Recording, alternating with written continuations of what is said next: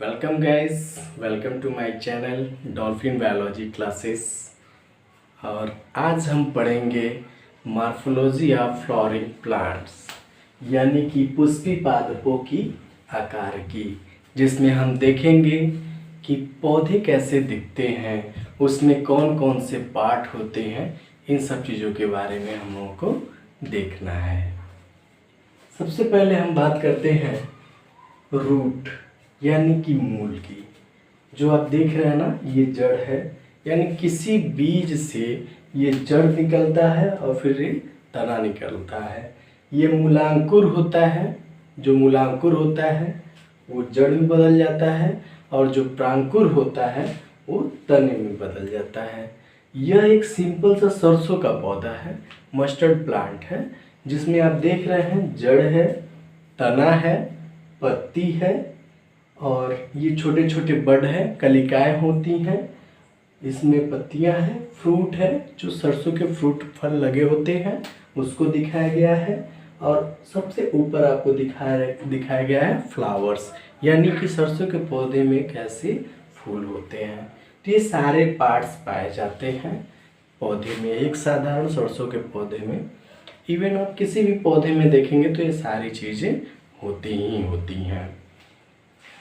जिसमें से आप देखिए, इसको पूरा जो जमीन के ऊपर रहता है, तना, पत्ती, बड यानी कली, और फल फूल जो भी चीज़ें हैं, इसको हम सूट सिस्टम कहते हैं। कंबाइंडली इसको कहते हैं सूट सिस्टम। उसके बाद आप देखेंगे यहाँ पे जो नीचे जमीन में होता है उसको बोलते हैं रूट सिस्टम, यानी कि जड़ तंत्र बोलते हैं, जिसमें प्राइमरी रूट और सेकेंडरी रूट आता है। प्राइमरी रूट और सेकेंडरी रूट का मतलब क्या हुआ, जैसे ये जो पहला जो निकला हुआ है, पहला जड़ जिससे शाखाएं निकलती हैं, तो ये जो पहला है इसको हम प्राइमरी रूट यानी कि प्राथमिक जड़ कहते हैं।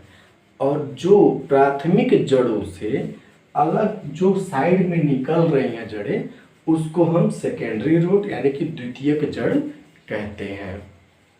फिर अब हम एक एक करके सबका अध्ययन करेंगे। तो सबसे पहले हम लोग अध्ययन करेंगे जड़ का, रूट का।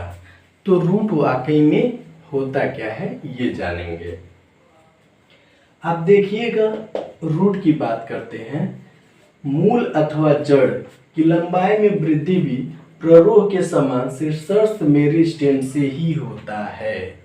प्ररोह का मतलब क्या हुआ, जो ऊपर तना जैसे शीर्षस्थ जो मेरिस्टेम होता है, बीजोत्की कोशिकाएं होती हैं, ऊतक होती हैं, वो विभाजित होती जाती हैं और आगे बढ़ती जाती हैं। वैसे ही जड़ में भी जो नीचे होता है, इसमें भी बीजोत्की कोशिकाएं होती हैं, ये विभाजित होती जाती हैं और जड़ नीचे गहराई तक पहुंचता चला जाता है। उसके बाद है इसका मूल का यानी कि जड़ का मुख्य कार्य पौधों को मिट्टी में स्थिर रखना है तथा मिट्टी से जल एवं खनिज लवण का अवशोषण करना है। अगर ये जड़ नहीं रहेगा तो इतना विशाल पेड़ जो भी है वो टिके नहीं रह सकते हैं, गिर जाएंगे। ये क्या करता है, भूमि में पौधों को मजबूती से जकड़ा रहता है, पकड़ा रहता है, ताकि पौधे आसानी से स्थिर रहें, खड़े रहें। और साथ ही साथ जड़ का काम होता है भूमि से जल एवं खनिज लवण का अवशोषण करना, यानी कि ये जो जड़ें होते हैं भूमि से, मिट्टी से जल के साथ साथ खनिज लवण का भी अवशोषण करता रहता है। फिर हम देखते हैं जड़ों के विशिष्ट लक्षण, स्पेशल कैरेक्टरिस्टिक्स ऑफ रूट, और क्या क्या लक्षण होते हैं जड़ों के, इसके बारे में हम देखते हैं। फिर आप देखिए, पहला है जड़ें बीज में स्थित भ्रूण के मूलांकुर से विकसित होती हैं। हमने पहले ही बताया है, कोई भी सीड अगर कहीं जमीन पे गिरा पड़ा है या उस जमीन के अंदर गड़ा हुआ है, तो उसके जो मूलांकुर होते हैं उसी से जड़ का विकास होता है। जैसे मान लीजिए कोई सीड है, सिंपल सा कोई सीड है चने उने का, तो ये नीचे जो निकलेगा इसी को हम बोलते हैं मूलांकुर। ठीक है।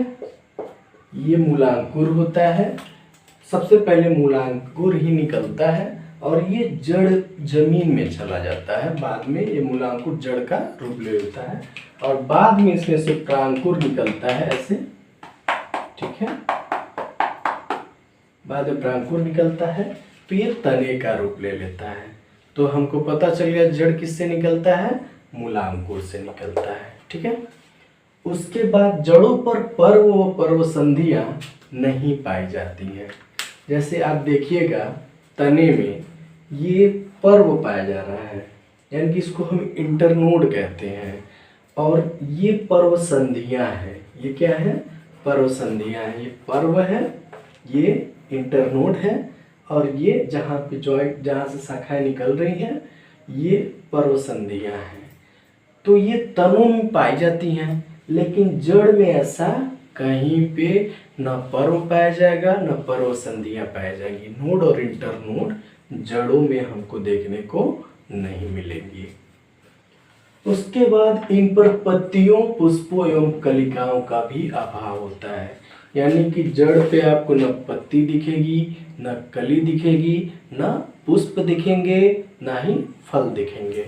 यानी कि जड़ों पे कुछ नहीं रहता है, न फूल, पत्ती, फल आदि ये सब नहीं पाए जाते हैं।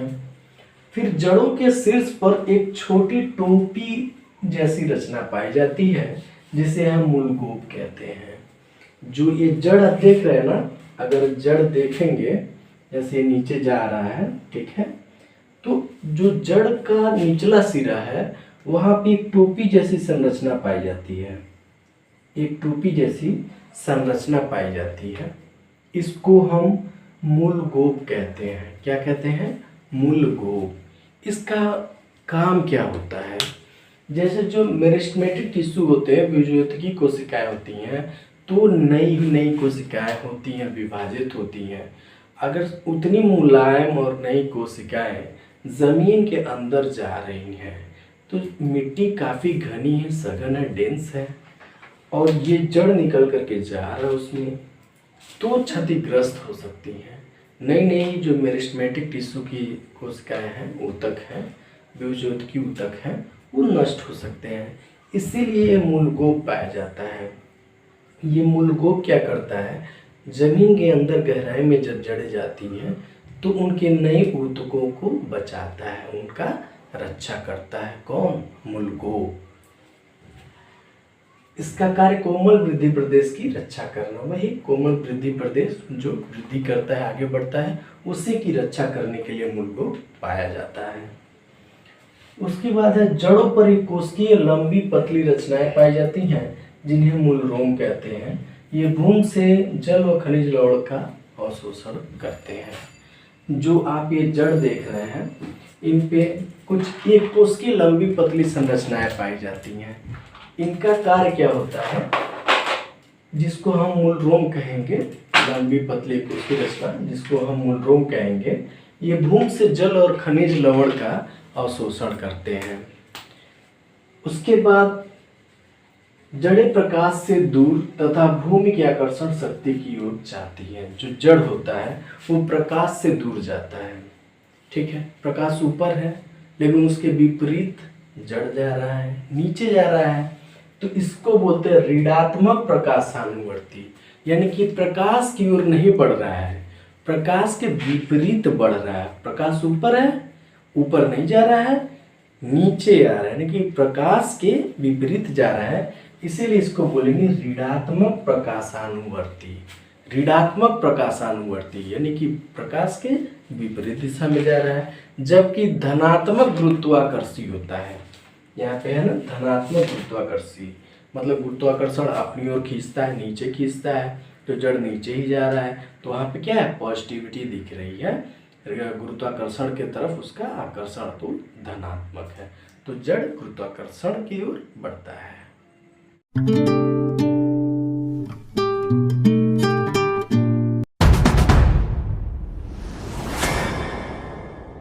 इसके पहले हम लोग जड़ के बारे में पढ़ रहे थे कि जड़ क्या होता है, कैसे उसका विकास होता है और प्राथमिक द्वितीयक क्या होता है। अब हम पढ़ेंगे कि जड़ कितने प्रकार का होता है। तो मेनली हम जानते हैं जड़ दो प्रकार का होता है। एक होता है मूसला जड़, दूसरा होता है अपस्थानिक जड़, यानी कि टैप रूट और एडवेंटेशियस रूट। अब बात करते हैं टैप रूट क्या होता है। तो टैप रूट जो होता है ये मूलांकुर से विकसित होता है, यानी कि जो बीज होता है, ये जो बीज है, ठीक है, यानी कि इसका ये जो मूलांकुर है इससे टैप रूट का निर्माण हो जाता है और यही प्राथमिक जड़ के रूप में वृद्धि कर लेता है। यानी कि ये मिट्टी है, मिट्टी के नीचे ये प्राथमिक जड़ है, इसी के रूप में ये वृद्धि कर लेता है।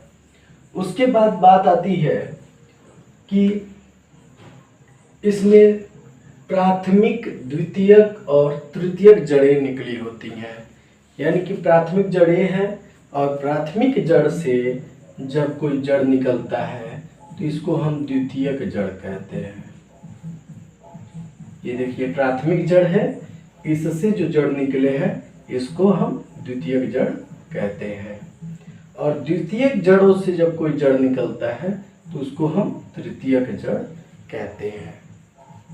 ऐसा हम द्विबीजपत्री पौधों में देखते हैं, जैसे सरसों का हो गया, मटर का हो गया, चने का हो गया, आम का हो गया, मतलब जिसके बीज दो भागों में बट जाते हो उसको द्विबीजपत्री पौधे कहते हैं और उन्हीं में ऐसा मूसला जड़ यानी कि टैप रूट पाया जाता है।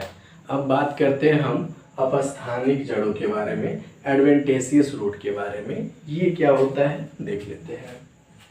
ये जड़ें मूलांकुर से विकसित न होकर पौधे के किसी अन्य भाग से विकसित होती हैं, यानी कि मूलांकुर से विकसित नहीं होंगी, पौधे के किसी अन्य भागों से, तने वगैरह से विकसित हो जाएंगी।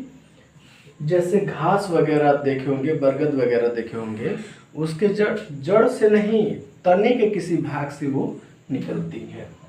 प्राथमिक जड़ बहुत अल्प विकसित होता है और जो प्राथमिक जड़ होता है ना उसमें बहुत कम विकसित होता है, कुछ दिनों के लिए होता है, उसके बाद वो नष्ट हो जाता है।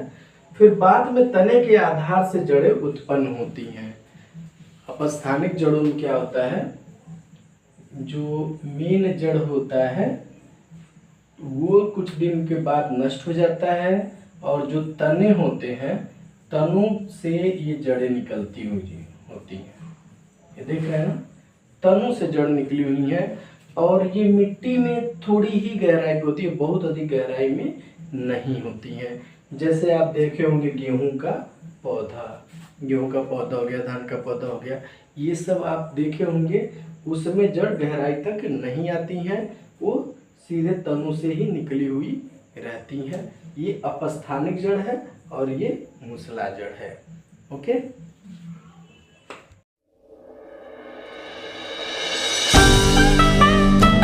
तो अब तक हम लोगों ने देखा कि जड़ दो तरह के होते हैं, मूसला जड़ और अपस्थानिक जड़, टैप रूट और एडवेंटेशियस रूट।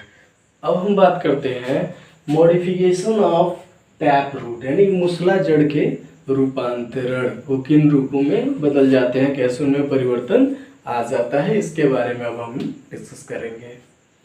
पहला है शंकु रूप, कोनिकल शेप में शंकु रूप में मूसला जड़ कैसे बदल जाते हैं। यह जड़ ऊपर से चौड़ी फिर पतली होती चली जाती है। शंकु रूप में आप देखेंगे, यानी कि शंकु जैसे उसका आकार हो जाता है। तो इसमें देखिए ऊपर से चौड़ी होती है, जैसे जैसे नीचे आती है वो पतली होती चली जाती है। जैसे गाजर को देखिएगा तो ऊपर का सिरा चौड़ा है और नीचे आएंगे तो हम धीरे धीरे पतली होती चली जाती है। तो ये है हमारा शंकु रूप। और मूसला जड़ का दूसरा रूपांतरण है हमारा तरकु रूप। तरकु रूप में देखिए क्या होता है, यह जड़ बीच में फूली हुई और सिरों पर पतली होती है, जैसे मूली बीच में फूली हुई है और सिरों पर ऊपर और नीचे क्या है, पतली है। तो इसको हम कहते हैं तरकु रूप। उदाहरण में मूली, जैसे हम लोग मूली देखते हैं, वो हमारा मूसला जड़ का रूपांतरण है। तीसरे पे हम आते हैं, ये होता है कुंभी रूप, नैपी फॉर्म। कुंभी रूप में देखिएगा ये जड़ में ऊपर का भाग घड़े के समान होता है, देख रहे हैं ना, शलजम में घड़े के समान है ऊपर का भाग, और निचला भाग एकदम पतला होता है। निचला भाग क्या हो जा रहा है, बिल्कुल पॉइंटेड होता चला जा रहा है, नुकीला होता चला जा रहा है। उदाहरण शलजम, शलजम में ऐसा देखने को मिलता है। ओके।